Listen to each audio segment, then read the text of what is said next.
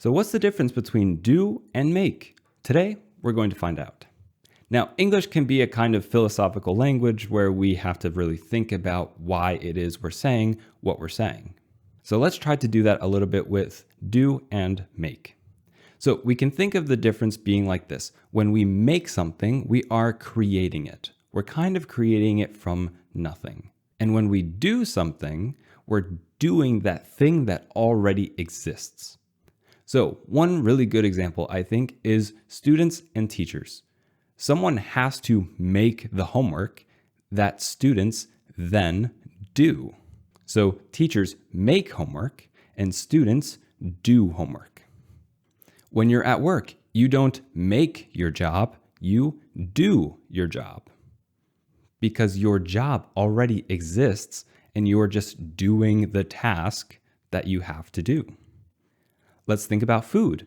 When we're cooking, we don't do pasta, we make pasta. We don't do pizza, we make pizza. Because we're taking the ingredients and we're making this new thing kind of from nothing. When we're talking with people and someone says something funny, we say that they made a joke. They have the language to play with, but then they make that joke kind of from nothing within that language. And the biggest thing is with mistake. So when we want to say mistake, we always make mistakes. And the last example, let's say you help someone. So when you help someone, you do a good thing.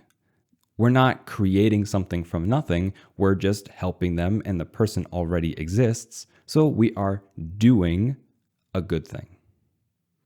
So now that we know the difference between do and make, let me know down in the comments some things that you do and some things that you guys make.